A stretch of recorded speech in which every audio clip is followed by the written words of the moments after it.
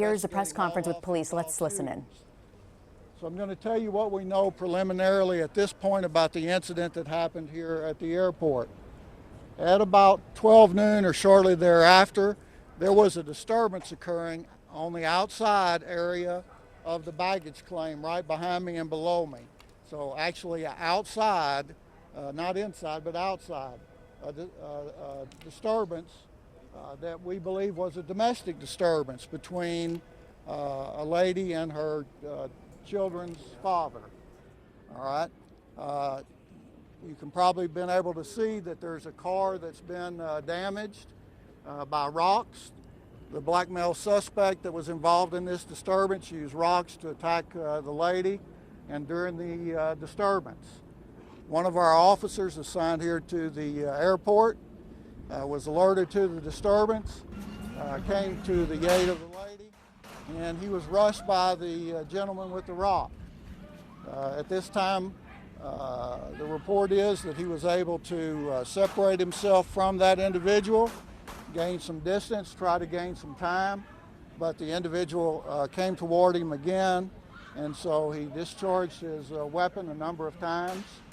That gentleman was struck and had to be transported to a local hospital. It's too early at this time to be able to tell you what his condition is. When he left, I believe that he was conscious. We also have not had the opportunity to identify him yet, only know that he is an African-American male. At a time during the shooting, we believe that there were some folks in the security line who were startled, and so they went through the security line without being checked. So the airport has had to pull everybody back out of the secure area and recheck them for security purposes. And that might be some of the reasons that you may have heard that the airport has been shut down. That's not the case. The airport's not been shut down, but they are having to rescreen everybody because some folks made it through when they heard the gunshots or they heard there was a disturbance without being screened. If you have any questions, I'll try to answer what I can at this time. How's the mother and the children? Did you say children were in the car? No, there was no children in the car. We just believe that the suspect is the father of the victim's children, the lady who's been attacked. Her condition is fine. When you say that the suspect rushed the police officer first time, can you go into more detail about that? I can't at this time because we have to go through our process and the protocols of investigating this, talking to the officer. What we get at the scene is very preliminary, and then the officers have a period of time, a cooling off time, before he will be required to come back in and give us an official statement. So that is very preliminary when I tell you that. That is just what we believe happened based on initial discussions. We believe that he had a rock. And as you can see, there are a number of very large rocks next to the car that has been damaged below us here. And so we believe that he had one of those rocks during the time that he was involved in the altercation with the lady and when he was involved with the officer. Do you know if it started before that, Chief? Do you know if it started before somewhere else? I mean, how did he know that she was coming, or do you have any idea about the backstory here? Right. We don't know any backstory at this time. Obviously, we will bring the lady in. We'll get a full statement from her as to what happened, but it's clearly too soon for us to be able to comment on that. And Chief, did the suspect make contact with the officer? I think you described it as rushing the officer. Right. Did they come into physical contact? Again, that's something that we need to talk to the officer clearly about. Also, we've been made aware that there are one or two videos that have surfaced on social media.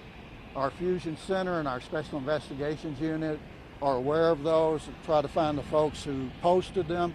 Also interviewing witnesses who may have other video that hasn't been posted. So that'll help us be able to answer that question as we do a complete and thorough investigation like we always do. And was it one officer that fired shots, or were there multiple? There was only one officer involved in this situation. And he'll be put on admin leave, obviously. The officer will be placed on routine or administrative leave per our policy. And were the mother and the children always in the car? Were they outside of the car? Again, we don't believe that there were any children here. We just believe that this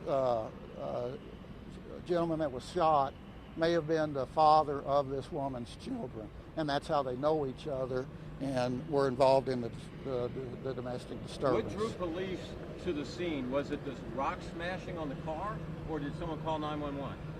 Again, I think it's a little too early to speculate on that, except that there is a strong police presence here, and my first thought on that is that the officer was actually close by and either saw the disturbance or was alerted because he was by himself whenever he had to try to step in and stop the disturbance. And again, there is a large police presence at Love Field, and most likely he was just in the area. According to one witness, he said that the suspect actually told the officer to shoot. Everybody here to corroborate that yet? Nothing to corroborate that yet. That will be part, though, because we've heard the same thing, and that'll be part of our investigation into this incident. We heard 9 shots in the one of the social media videos. Do you know how many times the man was shot? Right. We don't know that at this time. Obviously, we'll send somebody to the hospital that he was sent to try to determine that, as well as our forensic and crime scene work that we will do to determine if that's the correct number or not. And do you know how long the baggage claim area here will be shut down? I do not know. What about the TSA lines? We're hearing that they're still shut down. I don't believe the TSA lines are shut down. I believe that they're just brought folks out so that they could begin re-screening them, because some folks got past screening during this incident. What should they know right now?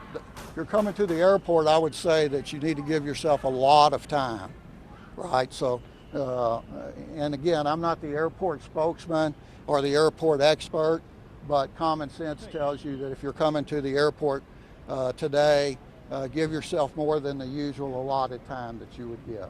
Chief, was he dropping it off? I mean, how did they end up here at Love Field? That'll have to be determined through the investigation. Still too early for me to be able to tell you if one. Next to the car. Yes, there's luggage next to the car. The car's next to the baggage claim. Again, that gives you some sense that one or the other may have been dropping the other off, but you don't know that until you conduct the investigation. So you don't know if they came together or if he met her here? Or no, sir, not at this time. And you said that the suspect only had a rock? The suspect had a rock during the disturbance, is what we've been told. But did not possess a firearm? Not that we're aware of at this time. Chief, do you know the role of the SUV that's behind it, the white one? No, sir. Was it one of those rocks from the landscaping over there? I would only be speculating, but that'd be a good guess. The FBI's here. What are they doing here? Did you guys call them in, or is it just because it's an airport? I can't really speak to that. They'll have to answer that question. For people that are in line, when the baggage claim, what would you tell them if they're looking for updates on social media? Well, probably the airport has some social media sites that they can use for updates, and they probably should try to find those sites and listen to any announcements that the airport makes inside. Can you speak to what charges he will be facing, assuming he survives? Not at this time, no ma'am. All right, thank you very much. Thanks.